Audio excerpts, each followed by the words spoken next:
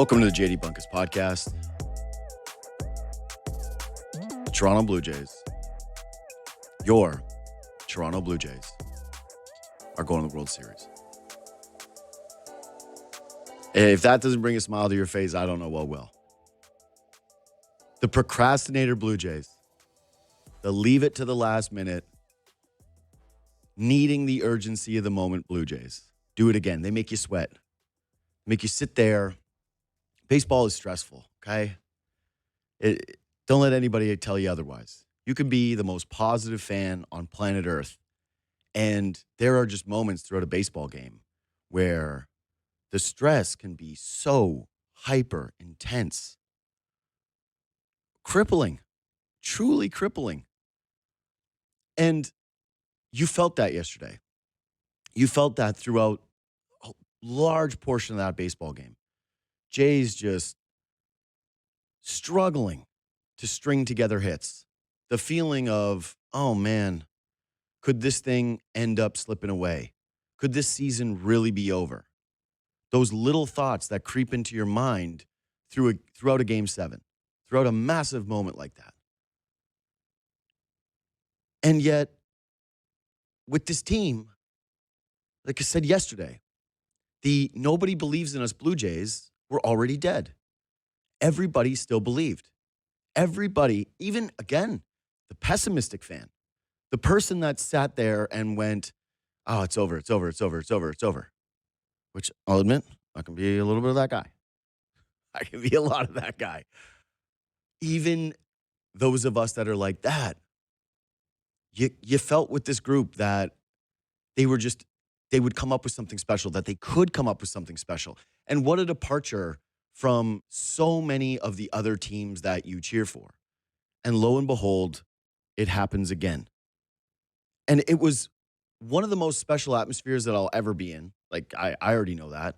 I think anybody that's there should already know that. You could go a lifetime without seeing something like that. You could go the rest of your life without ever experiencing a night like you would have experienced watching that Toronto Blue Jays victory. But in the moment, one of the things that I thought was most impressive was how, despite the fact that the Blue Jays were scuffling, they were not scoring runs, they were down 3-1. Cal Raleigh, their MVP, maybe the MVP of the regular season, hits a home run to make it 3-1, and the game is getting late, and there's no more, hey, plenty of ball game left. That the fans clearly continued to believe. It wasn't just like getting loud for the sake of getting loud. It was loud because the people in the city believe in this baseball team. They thought that something could materialize like that. Every single 2-strike count, people on their feet. Every single punch out, every single ground ball out, people up, celebrating, high-fiving in the seats. Every single time the Blue Jays ended up getting a little bit of traffic or working a count, loud, stayed loud. And until the day I die, I will genuinely believe that that atmosphere played a huge part in the Toronto Blue Jays sticking with it and ultimately coming through in that ball game. And that is one of my biggest takeaways from this experience, which is there is a synergy and a connection between this team and this fan base that is truly special and should be deeply appreciated, because it is a one of one. This team is loved and this team is liked. And it isn't just a process. The success is obvious. But there are just traits to the group that resonate with this city and this country and this fan base that are different than iterations from the past. It isn't just, oh, okay, like, the bottom's going to fall out. It's kind of the opposite, where there again is this underlying belief. And the connection is very real. And yesterday, we got to see something that I thought we had already seen, which was the bat flip. We saw Jose Bautista hit a home run with a team that was just about down and out and rejuvenate life and rejuvenate belief into a country's baseball team. And that will always be like what was so special about the bat flip and why I didn't think that I would ever relive it, is that it wasn't just that they won the game. It wasn't just that he hit the home run. It was that it brought in this belief that good things could happen to you as a fan of, even if you're not just a fan of all the Toronto sports teams, even if your, allegiances are to different Canadian hockey teams, that something good could happen, that you could be on the right side of history. And that's what last night was about. And God, was it ever sweet. Ben Ennis is the host of the Fan Morning Show, and he joins me now. Good morning to you, sir. Yeah, good morning to you. Yeah, so quite a good morning. Yeah, no, pretty unbelievable morning, honestly. One of the better mornings. Usually when I stay out until 3 a.m. And celebrate in the streets as though I'm a much younger person, I deeply regret it. Yeah. I go, that was really irresponsible of me. I really shouldn't have done that. What I should have done is gone to bed at a timely hour. I wish I would have stayed out longer, if anything. Sure. I would have been out there all night long. And, I was coming in this morning and I was actually, I'm listening to music. And a little touch of the hangover is probably playing into that. But I was genuinely scrapping not to get emotional and going, hey, don't cry on the show. Like, don't do some crying. Because, okay, like, we're going to talk about the baseball and we're going to talk about this team. We're going to talk about legacies. We're going to talk a little bit about the World Series. But, man, when you're walking around after a game like that, like when you're experiencing it, the loudness in the stadium, but then high-fiving with all the strangers, walking out in the street and seeing people once again jumping up on street signs, trying to climb up poles, chanting with one another, high-fiving everybody, going out to the bar and everybody's sharing stories about like how they got into this baseball team, how they got into baseball, how they started to care, which family members that they called first, which friends that they watched the game with. That's what this has always been about for me. Yeah. So I love the comparison you made to the connection that you made between the team and the city and the love that is shared between the two. Yeah. And it's just a very likable bunch, no question. And that's part of what made you emotional. And there's a lot of people, I think, of your vintage that feel the same way.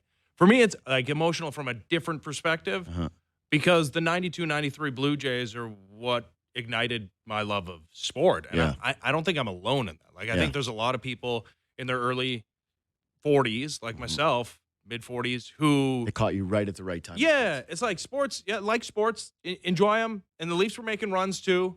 Never quite to a cup final, but to experience not just the winning of the first World Series that was won by a Canadian franchise in 1992, and not just the back-to-back World Series won on a walk-off home run, only the second time in the history of the sport that's happened in 1993. But it was like the coming of age for a city and a country as a sports destination that mattered, and 4 million fans flooding through Skydome at the time. And we were a sports place. Yeah. That's when it was birthed in 92, 93, and it made sports relevant to me. And there's a lot of people that felt that, I'm sure, in 92, 93. And then 20 years of, oh my God, just make the playoffs. Like, give us some taste of that, which made 2015 feel so unbelievably important, because I always thought that those people like myself who were birthed as sports fans in the early 90s did exist for this baseball team, but it was hard to know for sure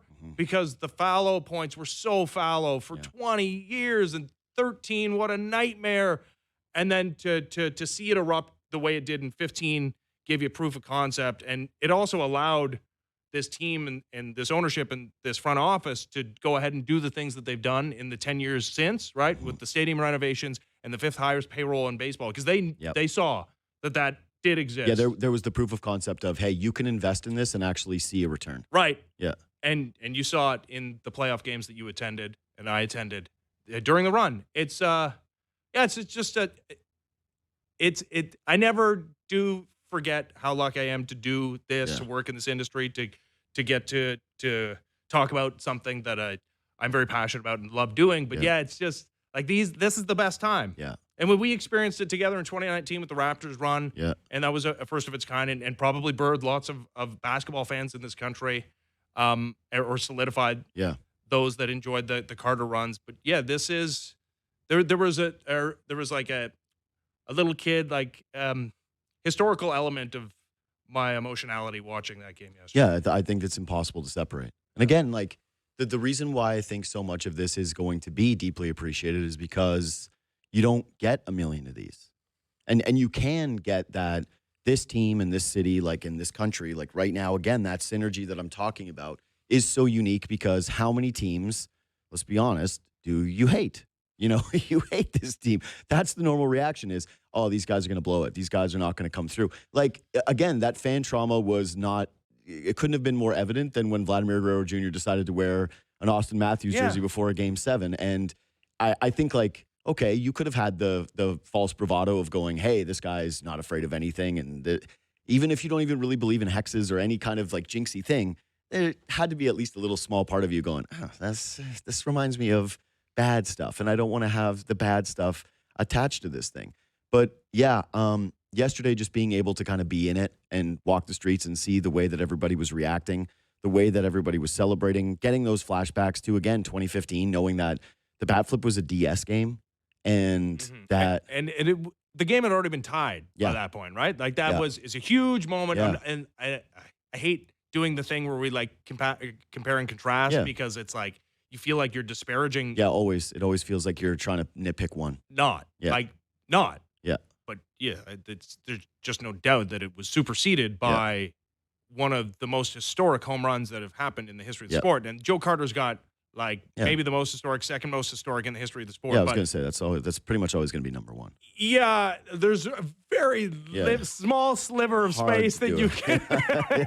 So do the thing that happened in the CS in the World Series. In the bottom of the ninth, then okay, we can have a conversation. But yeah, to come back from down multiple runs with a multi-run home run in the 7th inning or later in a Game 7, just it's never happened before. And George Springer did it to send his team to the World Series for the first time in 32 years. Yeah, it's just insane. Like you can't script that stuff. That's why, and I know it's easy to say now that they have one of the historic moments in the history of the sport and so clutch, and the team with the most comebacks in the history, or not in during the regular season, comes through with yet another comeback. Of course, so it's so obvious that was going to happen. It's so easy to say that the Blue Jays, they're all they've been this clutch team, and you never thought anything bad would happen. But yeah, this is the nature of sports, is that there's so many. How many teams have there been where you go, this team's special, this team's special? They're going to have this moment. They got to have this moment. They got to have this moment. And then you're just sitting there at the end of the game with your head in your hands. And, dude, you can contrast that perfectly with just Mariners fans. Wow, that's it. They were up 2-0 in a series. They won both home games. They've never been to a World Series. They come back home with an opportunity to close it out. They drop 2 of the games at home. And then somehow by, like, a miracle, you end up winning to go up 3-2 in the series. And those fans get a chance again, just 2 more games, just win 1. They had to be thinking a little bit of, okay, Team of Destiny, Cal Raleigh, all this different stuff. Of course. We're right there on the doorstep. And then they're the ones with their head in their hands going, I can't believe that this happened to us again. 2-run lead. Yeah. 9 outs to go. Yeah. Lockdown bullpen. Like the starters, you thought that would be the great advantage, this great starting pitching. Blue Jays just annihilated Mariners starting pitching. Bullpen, though, they had some difficulty with. Man, it really felt like Kirby in that first inning, right? When he's given up, I think he threw almost 30 pitches. And Vlad gets the single, and the place is super loud. They'd already given up a run, and they tie the game immediately. And a couple of hard hit balls that just don't go their way. 3 outs through the first 3 innings that were over 100 miles an hour off the bat. And it had a snake bitey feel. It really did it. But Kirby settled in. Yeah. And I texted you this, but I was like, man, it really feels like they need to have the starting pitching advantage in this game, because exactly what you just said. The Mariners had such a lockdown bullpen. Jeff Hoffman had already pitched 30 pitches the night before. You weren't exactly sure of who was going to come out of that pen and provide you with relief. No, it's Kevin Gausman and Chris Bassett, obviously. Yeah. Chris Bassett, like the greatest setup man in the history of baseball, I guess. I really thought he should have come back out for the ninth. I was like, you got to send him back out there. He's dialed. But if they end up winning a World Series, even if they don't, it's funny because there's been so many incredible moments from this run. But the Chris Bassett double fist pump, walking off the mound, and the intensity they had as a player and thinking about his career, that was also just a really special moment. But man, it's crazy though with this team when we're just talking it out like this, that, like you said, that okay, they're the number 1 team in baseball in terms of comebacks all season. Yeah. That they left winning the American League East to the very last minute. Sure. That in the divisional series, it's very much the same thing of, okay, you're gonna what are we gonna do? You're gonna make sure you come through here. Like you maybe gonna blow this to the Yankees after what was probably one of the most gut-wrenching losses you'll ever have, where you have just like a massive lead and you think that you're right there on the precipice of a sweep and then have to go back and face them again and just lock it down. But then to have it come around again where you go down 2-0 and you come back from that. You go down 3-2 and you come back from that. And then you're down 3-1 in a game 7 of all places, and George Springer ends up coming through. And so I think now we can kind of pivot to talking about him. I was thinking a lot about his legacy. And the biggest legacy shifters for me in this series are clearly Vlatty and Springer, right? The Vlatty moment crying was just not, hey, you're no longer the potential guy, you know? And he hadn't been already, because now athletes, everybody's younger, everybody has higher expectations as you come along. We've had Vlatty now for a long time. He's going to be on his actual second contract a year from now. So it wasn't like he was a baby anymore. But it was, okay, he actually delivered on the promise. He's actually arrived. He's weeping in front of this fan base that, again, connection between the city and the player feels so incredibly genuine. And that's why he gets the love back that I think that he's getting in this moment. But for George Springer, Jays sign him during the pandemic in this weird moment where everybody is deciding that they're going to dial back the spending except for the Mets and the Blue Jays. Yeah. And there was always this sliding doors discussion of what if it ended up being Lindor? What if it was Springer? And a guy who, let's face it, the last couple of seasons, everyone was looking at and saying, well, he's done. Yeah, and of course. The contract, I guess, didn't really work out. And yeah, they did that first season here. He was special, but he was really hurt a lot of it. And if you looked at their record of him in the lineup versus when he was out of the lineup, it was pretty drastic, right? They basically won the game Springer played, and they lost the ones in which he was injured. But nothing overwhelmingly special about George Springer's tenure up until this season. And if you want to tie in, again, the season-long narratives of, well, what made this team special? It was the comebacks, which is what they did. It was the bottom of the order and always having unsung heroes like Isaiah Kiner-Falefa coming up against Brian Wu. Yeah. You would have said 0-2. He was 0-2. Yeah, 0-2 count after an Addison Barger walk, who went from being the most automatic out on planet Earth. I mean, it's not just the walk, and it was like the line drive double play, which is unfortunate, but like the at-bats look way night better. and day. Way better. All of a sudden there was like, again, it's just the early Barger that we saw when he first came up, and he really did change a lot of the perception around the team, because you went, oh my God, now they've got this other like toolsy young player who can contribute and hit home runs for a team that was starving for power. He works this walk, again, unsung hero, Isaiah Kiner-Falefa, who genuinely, I think if you would have asked people to do their confidence rankings of who do you want up in this spot against Brian Wu in the lineup tonight in this position, he would have been unquestionably dead last, even behind Andres Jimenez, who at least had he had two massive home runs in Seattle. But and in the moment, I thought, okay, not should they pinch hit for him, because honestly, there wasn't really an obvious candidate. Oh, I did think they should pinch hit for him. But I thought, well, okay, is that not a problem with the roster construction, that there isn't an obvious person to pinch hit for Isaiah Kiner-Falefa in that moment? And of course, because it's the 2025 Blue Jays, he comes through with the base hit up the middle. That a couple of feet either way, it's an out, but it's not, because it's the 2025 Blue Jays. That's it. But comes through with it, and then Andres Jimenez lays down a bunt, which, again, I will admit, in the moment I went, I hate this bunt. I don't want to play for the tie. You got to play for the big inning. You got to hope that he can hit it and keep the line moving. Okay, you get 2 opportunities for a base hit, but now all of a sudden it feels like this is the game. And again, tying in season-long storylines, comeback, unsung heroes at the bottom of the lineup contributing, but George Springer being the power leader on this baseball team. 32 home runs this season. He was the guy. He was the regular season MVP. It wasn't Vladimir Guerrero Jr. Vladdy was unquestionably the right guy to be the American League Championship MVP. There was no doubt about it. The easiest slam dunk in the history of sports. But Springer was the guy all season long that provided the power, and a little quiet in the DS. And one of the stories coming into this series was, hey, they're probably going to need a little bit more from George Springer. And they got a lot of bit more from George Springer. Yeah. And it's not like you don't tie it up, you take the lead. Yeah. And the elation that was in there in that moment is going to be, it was rim bounce. That's the only thing that It was bat flip. It was rim bounce. It Yeah. was just one of those like, holy crap, Game I seven. can't believe. End of game 7. I cannot believe that this thing is happening to us. But from a legacy standpoint for Springer, his Blue Jays tenure without a moment like this and without a run on a team like this, I think is looked back probably as somewhat disappointing without this season. Was, hey, you signed a big free agent. You decided to spend all this money and you kind of plunked it down on a guy who didn't work. And to kind of further this point, George Springer you and I watched that 2018 Astros run together in your basement, a lot of those games. Yes. And that was about as hot as we've ever seen anybody play. Yeah. He was unbelievable. 2017.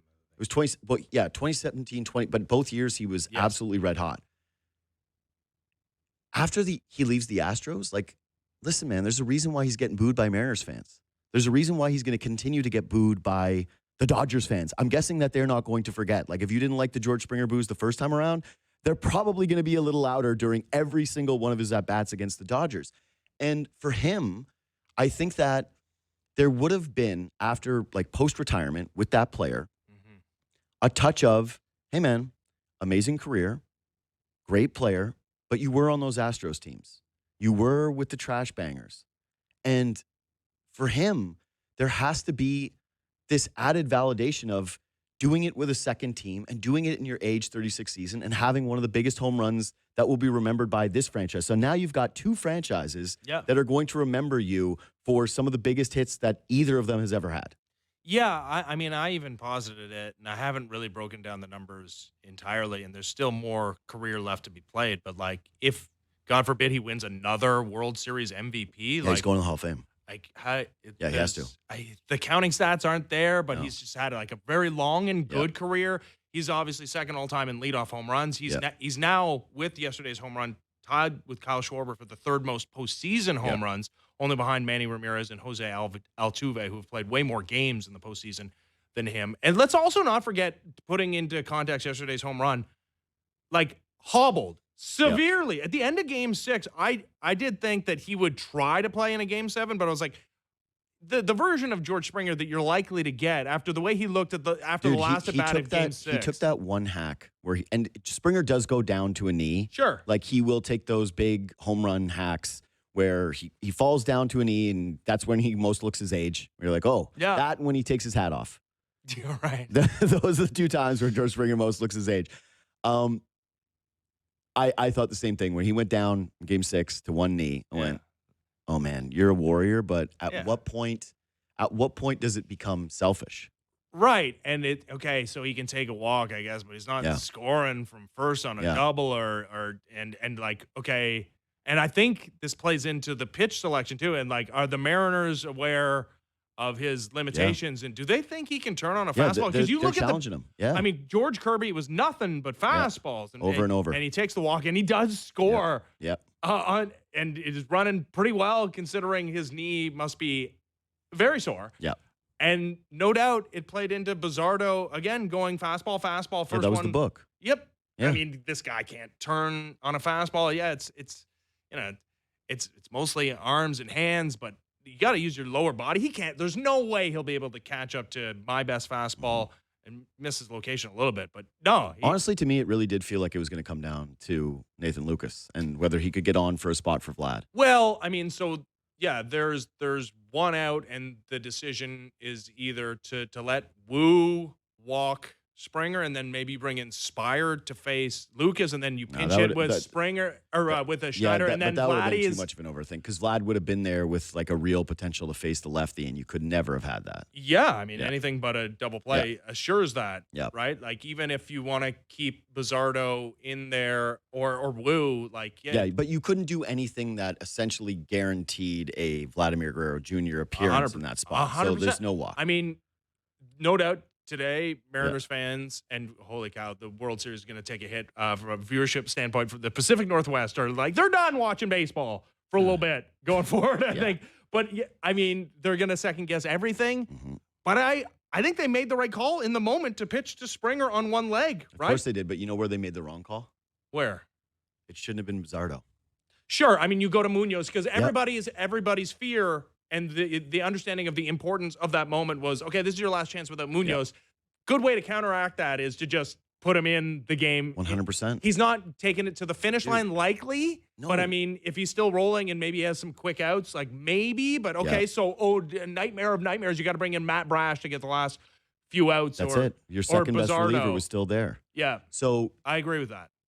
I think that to do Bizzardo was so good most of the postseason. Yes, though. he was so good. But even still, for Dan Wilson to have seen John Schneider in Game 5, Right. go to Brandon Little. Yeah, don't compare Brandon I Little know. to Edward Bizzardo, though. Fair. But I'm just saying that with the meat of the order, right after he had done it already, Yeah. had used Jeff Hoffman the game before to shut it down against the top of the order, and then the next night deviate from that plan. But then the following evening go, I'm going to ask my closer to give me 6 outs. I'm going to lean on my best guy in the biggest spot. And then to see that and not think, okay, they've got runners on second and third. What do we need here more than anything is a strikeout. Yeah, Bizzardo's great, throws hard, he's an awesome reliever. But to not use either of your best 2 guys in that spot. Or keep Wu in there because, I mean, it's not like I mean, he gives up the walk yeah. and then like a seeing eye single to IKF. Sure, but I do think that He it looked pretty good. Yes, but I still think it would have been less defensible had they left him in and he gives up the hit. You're going, what the hell? We've got our literal 3 best bullpen arms sitting here. Either way, when Bizzardo came out, I looked at my friend beside me, I was like, hey, this is the best closer in baseball. They're bringing him in. And then all of a sudden it was Bizzardo, and it's clearly worlds apart. It's worlds apart, worlds apart, worlds apart. But I did have a little bit of the same feeling as Zach Britton, where it was, I'm just saying that I said, here comes the best, one of the best closers in all the sport. This guy's going to win a Cy Young, and it ends up being Ubaldo Jimenez. Well, it doesn't matter because the Blue Jays got the first 2 hits that Munoz gave up all postseason anyways. Yeah. Yeah. That also was a sneaky, spooky moment where. Oh my God! You got first and third, you just out. need one ball in the air, and again the ball is tattooed. Yeah, and you're thinking that's a double, and it's just snagged. It's an immediate double play, and all of the oxygen is sapped out of the stadium. Anyway, I do want to get to. Actually, you know what? We'll do Vlatty after. So I wanted to do legacy shifts with you from this series, like where the biggest legacy shifts are, because clearly Springer, to me, he's number 2 behind Vlatty because. Yeah. Springer's already won a World Series MVP. Yeah. Who won. thinks that he stinks in the postseason? Yeah, exactly. But I do think, like I said, there is something to be said for the validation of his career to get back to this moment with a different team and have him be one of the heads of the snake that actually gets this thing done. $150 million well spent. Yes. No. Best $150 million money can buy for that one moment. Your WAR could have been negative $1 million, and you get that one, and it's like, yep, cool, $150 million. Ed would have been like, yeah, done. Stroke that check. We'll get into Vlatty because I think he's, again, number 1.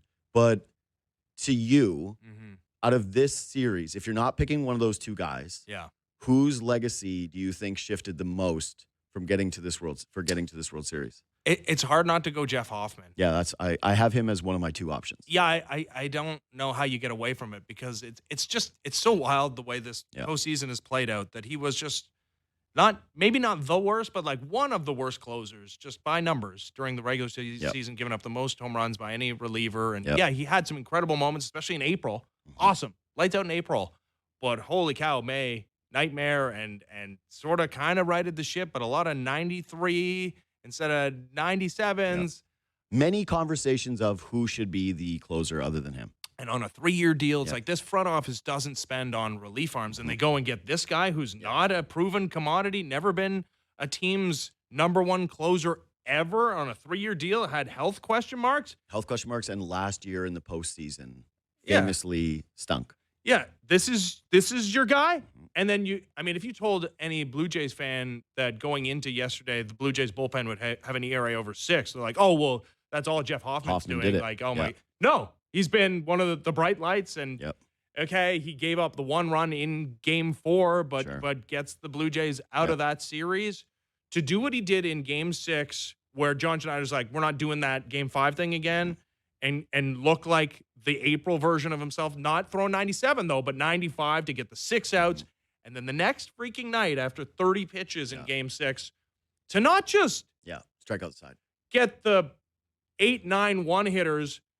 To strike out the side on a full count pitch to Julio Rodriguez, who before Cal Raleigh had this season was the face of that franchise, had already hit a massive Yeah. home run in the game off Shane Bieber.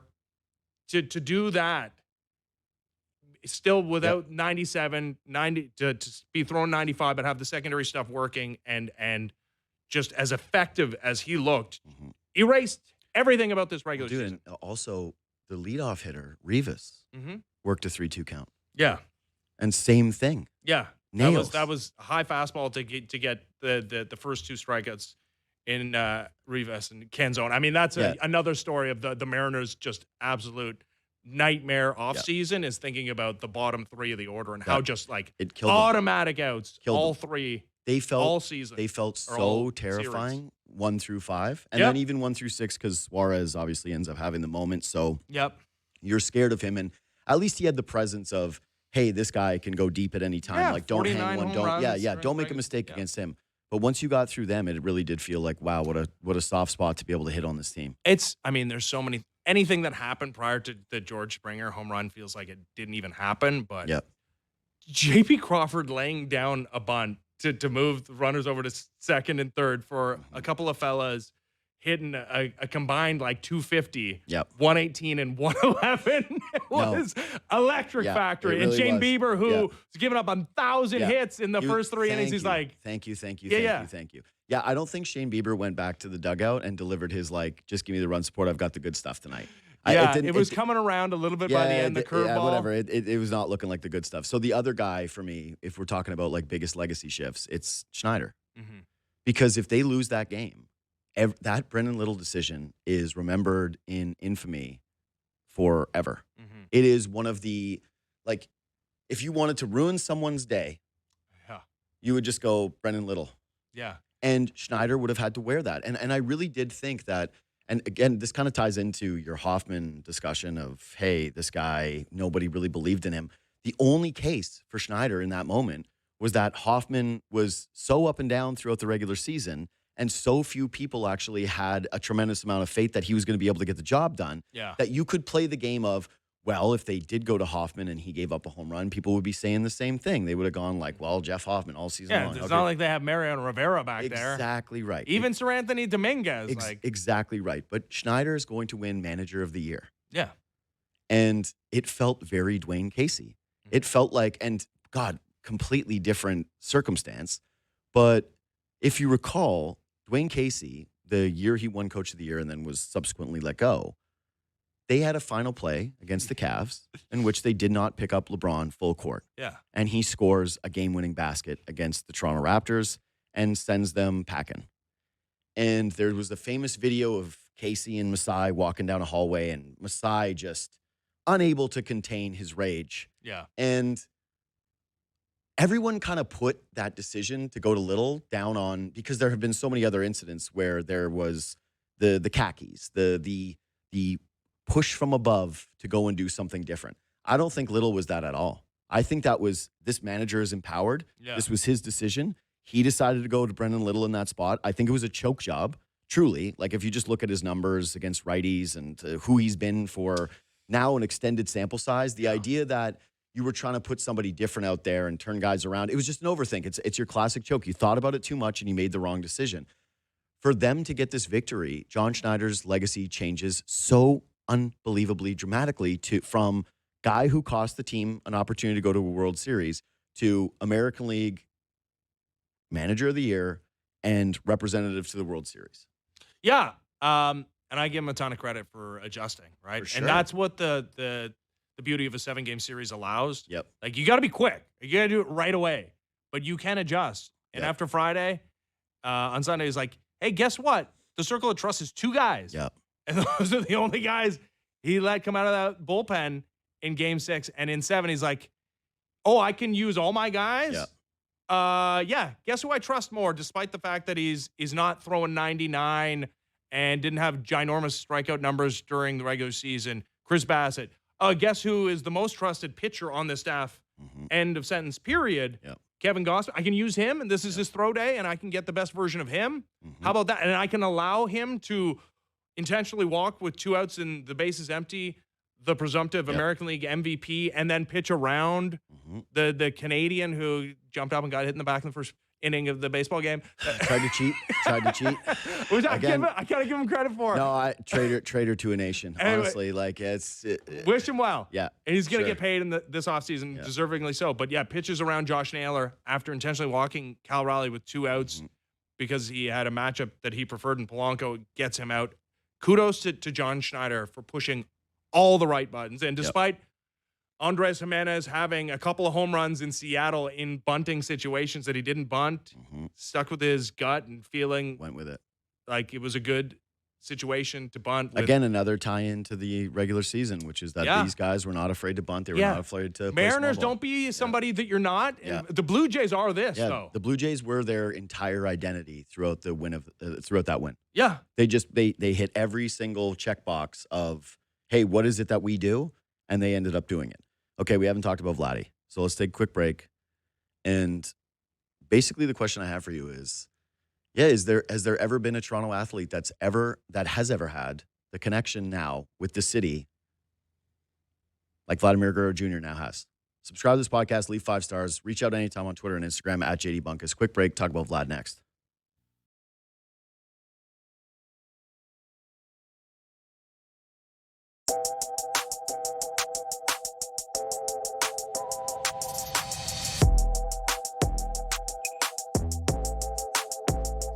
So they're facing the Dodgers. Benny and I are already talking during the break about what it's going to look like. We'll try to sneak some of that in today. They're the nobody believes in us club all of a sudden because the Dodgers are minus 220 to win the World Series. Buddy, they've been the nobody believes in us the entire time. That's been it. It's the nobody believes in us Blue Jays. It's the procrastinator Blue Jays. It's the just when you think that they were dead Blue Jays. That's who they are. And they love nothing more than continuing to be the underdog. And by the way, quickly before we do the Vlatty thing, I was thinking last night how the Jays have faced so much adversity. Like, they have been through it. They have had to deal with these high-stress, deeply impactful moments throughout the postseason. Coming back from the Yankees defeat, going 7 with the Mariners, dropping 2 at home, being down late and getting a Game 7 and getting a Springer home run. Dodgers been on cruise control. Pretty much. They played, the Phillies are a very tough team. The Brewers were a really good team. There's something to be said for just how they handled those groups. Their starting pitching has been incredible. But disrespect for the Reds. Reds erasure. Yeah. The Reds who they had their one hope was Hunter Green, and he tipped pitches and they smashed him into the next universe. But sorry to the Reds. Hey, man, the playoffs have been going on for so long. I'm old enough to remember when the Reds were in it. Imagine being a Mets fan and watching that Reds team and going like, we couldn't do that. Yeah. We couldn't beat this team up. Okay. That was we had the highest payroll in all of baseball. That's probably a little bit of a regrettable season that you're going to have there. But I do think that there is something to the Jays coming into the series against the Dodgers team that is as formidable as they are, who are expected to win by just about everybody, and going, but these guys, they've been in this spot before. And if the Dodgers get punched in the mouth, I know they just won a World Series. Like, they've got championship pedigree. But, just wonder what it looks like. That's all I'm going to say. Just get ready for the Fox panel and all the prediction logos to be Dodger symbols. Except probably not David Ortiz. No, David Ortiz is in on the Jays. Yeah. Yeah. David Ortiz loves Vlatty. Like, deeply loves Vlatty. You know who else loves Vlatty? Is the city. So I was thrown on fire, choking back tears, seeing Vladimir Guerrero Jr. cry. This market, and I know this is Canada's team, and there are some other markets in Canada that take the same backlash, which is, Vancouver, they're too hard on their players, right? And is it hard to play in Edmonton or Calgary or wherever, right? Montreal. But Toronto specifically has just gone through a year where there were major conversations about how they treat their stars and whether there's too much pressure on the stars and whether the media narratives are just too much. And they take it too far. They just take it too far. They're too intense of a fan base, blah, blah, blah, blah, blah. And seeing Vlatty and the love that he has for the city, I think is of added import to a group of people that have been largely, like, there's a lot of crossover between the fan bases. Yeah. Chastised for the way that they cheer for their teams. And you look at it and you go, yeah, it's not all bad. Hey, it turns out that some guys actually embrace this city. Mhm. Some guys actually live for the moment. And a guy like Vladimir Guerrero Jr. in a game 6 before game 7 decides to go, I'm born ready, Yeah. and showed up, delivered in the postseason. Showed up wearing an Austin Matthews jersey. Exactly. Closest thing the Leafs will ever have to winning a game 7 again. Yeah. That moment for me was about not just appreciating the connection between him, but really kind of digging into it and thinking about how he's not just the team's best player who showed up in the biggest moment. He's signed a lifetime contract with the Yeah. team. Mhm. He's here forever. He always wanted to be here. He was always on record of being like, I want Toronto, I want Toronto, I Never want Toronto. wavered. He didn't No. sign, but he never wavered No, in his public comments. The closest thing you could get to was what he liked a Yankees post or something like in a Vlad. It's like, that's it. That's all you can ever point to. Mhm. But also, when again are you ever going to have an athlete who fits all of the, okay, we don't have, like, we're not an English soccer league team. Mhm. We don't have players that are in the organization from the time they're 15 years old, Yeah. right? No, we Like- gotta wait until they're 17. Right. But if you're a fan of Barcelona, for example, Yeah. you knew The about, Messiah. but exactly, you know about these guys before they're coming to the professional leagues. Sure. They're coming up through your youth academies, Uh-huh. and you're dreaming on them someday. And North American sports, we don't really have that. You can dream on potentially hitting in a draft on a guy Yeah. and seeing maybe a little bit of their high school buzz. Like every once in a while, there's a LeBron, right, who comes around and it's, hey, we know about this guy basically since he was 12 years old. Mhm. We knew about Connor Bedard early on. We knew about Sidney Crosby early on, right? Like there's phenoms that get known, but you're not promised to get them the way that a club can go out and acquire them. Vlatty, we've had in the system, right? Like 16 years old. Mhm. 16 years old, he's there and he's, I talked about this yesterday, but hitting home runs in some ballpark somewhere. And people are talking about, hey, listen to the sound off the end of the bat. And he is the chosen one, right? Like the promised one. The son of a Hall of Famer, somebody who was born in Canada, someone who we have these incredible images of rolling around literally because he's just a little chubby, hilariously looking kid in an Expos uniform who shows up to be the best player for the Toronto Blue Jays, is incredibly successful, and now has arrived not only in a World Series, but is here again for the rest of his career. And you look through the guys that could have had something even like close to it, right? Like Austin Matthews, Mhm. drafted by the Leafs, first overall, supposed to be something that's incredibly different. Like you got him. He never wore another uniform. His first game is 4 goals. The first season is unbelievable. You're thinking, okay, maybe he can change the trajectory of the franchise. Hasn't really worked out that way.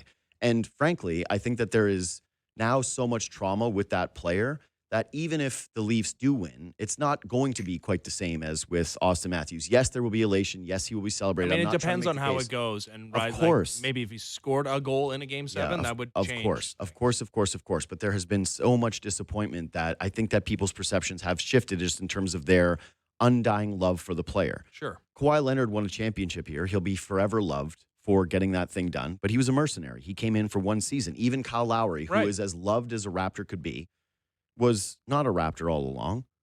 Like, only ended up, like, the window there is smaller than you're going to make it out in your mind. Like, when you Sure. look at his basketball reference page at the end of his Absolutely. career, you're going to go like, okay, yes, he's the greatest Raptor of all time, but not drafted and developed, like came here as a backup point guard, split share duties with Jose Calderon. And it's hard for me to go like really far back and to know things like how Dave Keon was appreciated in the moment, right? Like how George Armstrong was appreciated in the moment. Like there's certainly historical figures that this organization has had, but this is like, again, same thing. You look at the baseball reference page of Roberto Alomar or Joe Carter Mhm. and you go like, oh yeah, that was Greatest trade ever made in the history of for the sure. franchise. But it wasn't like this guy is this franchise's player Yeah. who was No. dreamed upon Yeah. this way and then who actually delivered in a truly historical fashion Yep. where there's only 6 players. Hey, baseball's got a they've been playing it for a long time. Yeah. There's been a lot of baseball played. Yep. One of only 6 players to have as many home runs, as many RBI, and as few strikeouts as Vlad Jr. has had on this level of a playoff run. JD, so the Blue Jays won back-to-back World Series, and Yep. in 93 had one of the greatest offenses in the history of the sport. Yep. And in 4 games, Vladimir Guerrero Jr. put forth the highest OPS that has ever been recorded by a Toronto Blue Jays player in a postseason series, and then started the ALCS going 0 in his first 2 games, and still was the obvious choice No question. as no the doubt about it. ALCS MVP, the way he played the Yep. final 5 games of the series. Going into this postseason was 3 for 22 Yep. without a single victory in the postseason. The most notable moment he had was getting picked off second base, representing the tying run with the team's best hitter at the plate in Minnesota. Yeah, it's and he only hit like fewer than 25 home runs during the regular season. He's hit 6 already. Yeah, the conversation was, hey, just accept that he's not a power hitter. Yeah. Hey, just accept that you're probably not going to see 40 home runs again in his career. And he's an on-base guy. He's a great middle-of-the-order bat, but maybe the 2021 year was an aberration and not the expectation. I really do believe that Vladimir Guerrero Jr. is already like he's obviously on the precipice of it because he's about to play in a World Series, but especially if he ends up winning, from a modern day standpoint, I don't think that there's ever going to be an athlete who is as deeply entrenched with